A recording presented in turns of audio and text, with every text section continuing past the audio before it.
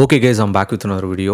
எல்லாருக்கும் வணக்கம். So hopefully பார்த்தீங்கன்னா எல்லோரும் சேஃபாக இருக்கீங்க நம்புகிறேன். இன்றைக்கு சேலத்தில் ஒரு உயிர் இழப்பு. தளபதி அங்கே போயிருந்தார். இன்றைக்கி மீட்டிங். ஆக்சுவலாக அதை பற்றி நான் பயங்கர வெளிப்படையாக ஒரு வீடியோ பண்ணலான்னு இருந்தேன். சந்தோஷமாக, பயங்கர எனர்ஜெட்டிக்காக. நான் இப்போ தான் இன்ஸ்டாகிராமில் ரீல்ஸ் அப்லோட் பண்ணேன். நான் ஏன்னா கொஞ்சம் ஃபேமிலி இஷ்யூஸால் நான் கொஞ்சம் வெளியே போயிருந்தேன். இந்த இறந்த மேட்டர் எனக்கு தெரியாது. நான் அந்த இன்ஸ்டாவில் போட்ட வீடியோ கூட ஈவினிங்காக நான் எடிட் பண்ண வச்சது. இப்போ தான் நான் சோஷியல் மீடியாவில் ஓப்பன் பண்ணி பார்க்கும்போது ஒருத்தருக்கு மாரடைப்பு வந்து இறந்துட்டு இருக்காரு. எனக்கு இங்கே 2 விஷயங்கள் புரியல கைஸ்.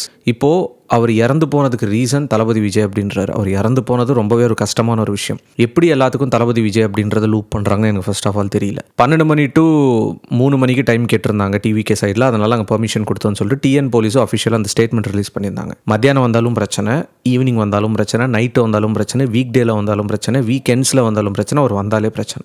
இந்த இடத்துல மக்களுக்கு குடிநீர், ஆக்சுவலாக ப்ரே பண்ணுறதுக்கான சில இடங்கள், ரெஸ்ட் ரூம் வசதி, இது எல்லாமே அங்கே பண்ணி கொடுத்துருக்காங்க. ஏன்னா அங்கே ஓவரால் பெர்மிஷனே 4000 to 5000 பீப்புளுக்கு தான் கொடுத்துருந்தாங்க போல். சேலத்தில் ஒரு என்ட்ரானதுல இருந்தே பார்த்தீங்கன்னா டோல்கேட்டில் இருந்து அவ்வளோ க்ரௌடு.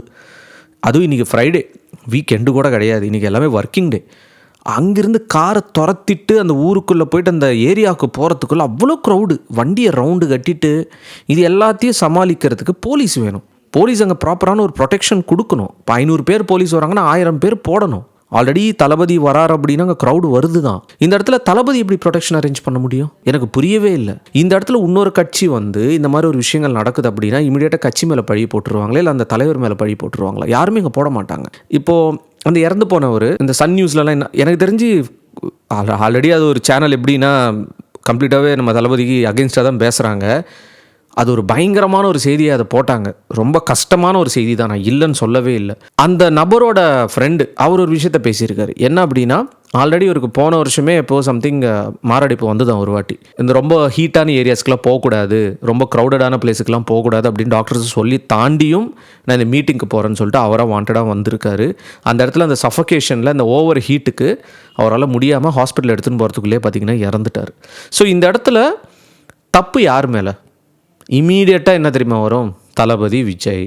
ஏன்னா அவரோட கட்சி மீட்டிங் தானே போயிருக்கு. இங்கே மீட்டிங்கு, இந்த மாநாடு, இதில் வர க்ரௌடு, இது எல்லாத்தையும் தாண்டி நான் ஒரு விஷயத்தை மட்டும் கிளாரிஃபை பண்ணிக்கிறேன். நம்ம உயிர் நமக்கு முக்கியம். இந்த வீடியோ நீங்கள் பார்க்குறீங்கன்னா உங்கள் உயிர் உங்களுக்கு முக்கியம், என் உயிர் எனக்கு முக்கியம்.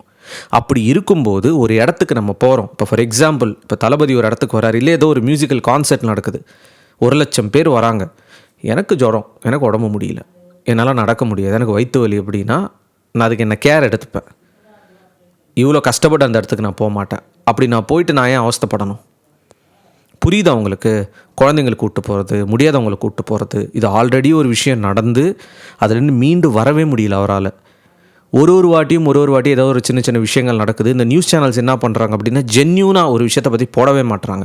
100% ஒரு செய்தி இருக்குது அப்படின்னா அதில் ஒரு 10% தான் போடுறாங்க. 80% 90% அப்படியே விட்டுடுறாங்க. இதுதான் இவங்க பண்ணுற ஒரு மிகப்பெரிய ஒரு வேலை. இது நிறைய மக்களுக்கும் தெரியுது. அங்கே தளபதி எக்ஸ்பெக்ட் பண்ணுவாரா, நம்ம ஒரு இடத்துக்கு போனால் யாருக்காவது உயிருக்கு ஏதாவது ஆயிடணும் அப்படின்னு சொல்லிட்டு? அபாண்டமாக பழி போடாதீங்கயா. உங்களுக்கு அவர் பிடிக்கல அப்படின்னா பிடிக்கலன்னு சொல்லிட்டு போயிடுங்க. ஒரு மாசான கேதரிங் ஒரு ஆகுது அப்படின்னா ஏதாவது ஒரு இன்சிடெண்ட் நடக்கிறது ஒரு சாதாரணமான விஷயம். அது அடிபட்டிருக்கு, இதெல்லாம் ஒரு சாதாரணமான விஷயம். ஒரு உயிர் போகுது அப்படின்னும் போது இந்த இடத்துல ப்ரிகாஷன் எடுக்கிறது யார்? அந்த வந்த நபர். நமக்கு உடம்பு முடியல, அங்கே போய் நம்ம பார்க்க போகிறோம், நம்ம சேஃப்டியில் நம்ம இருக்கணும் அப்படின்ற மாதிரி அவர் யோசிக்கலை. இப்போ அந்த போன உயிர் வருமா? அந்த குடும்பத்துக்கு இப்போ யார் பதில் சொல்லுவாங்க? அதுதான் எனக்கு புரியவே இல்லை. கம்ப்ளீட்டாக இவங்க தான் காரணம், அவ்வளோதான். ஒரு பெரிய ஒரு முத்திரை கொடுத்துரு. இது அரசியல் நீங்கள் எது வச்சு வேணால் விளையாடுங்க, மக்களோட உயிர் வச்சு விளையாடாதீங்க. இதை நிறைய வீடியோஸ்லாம் நான் சொல்லியிருக்கேன். இங்கே உயிர்ன்றது ரொம்ப ரொம்ப ரொம்ப இம்பார்ட்டண்ட்டான ஒரு விஷயம். அதை வச்சு விளையாடாதீங்க. அவர் இறந்து போனது ரொம்ப வருத்தமான ஒரு விஷயம். இது நான் ரொம்ப எனர்ஜியாக ஜாலியாக, தளபதி ஏகப்பட்ட விஷயங்கள் பேசியிருக்காரு, அவ்வளோ சூப்பராக பேசியிருக்காரு. ஸ்பீச்சு அப்ரிஷியேட் பண்ணுற அளவுக்கு பேசியிருக்காரு. அதை பற்றிலாம் பேசலாம், அவர் பேசுனதெல்லாம் அப்படியே ரியாக்ட் பண்ணலான்னு சொல்லிட்டு அந்த வீடியோவை நான் ஸ்டார்ட் பண்ணலான்னு இருந்தேன் இன்றைக்கி நைட்டு. பட் அன்ஃபார்ச்சுனேட்லி அந்த பிரதர் இறந்துட்டார். அவருக்கும் சரி, அவங்க ஃபேமிலிக்கும் சரி, என்னோடய சைடில் இருந்து ஒரு ஆழ்ந்த இரங்கல்ன்றதை நான் தெரிவிச்சுக்கிறேன் நான். ஸோ தயவு செஞ்சு உங்ககிட்ட நான் ஆஸ் எ ஃப்ரெண்டாவோ ஒரு பிரதராவோ நான் கேட்டுக்கிறேன். இந்த கட்சி மீட்டிங்லாம் கிடையாதுங்க. எந்த ஒரு கேதரிங்காக இருந்தாலும் தயவு செய்து ப்ரிகாஷன்ஸோடு போங்க. முடியலைன்னா போகாதீங்க, அவசியமே கிடையாது.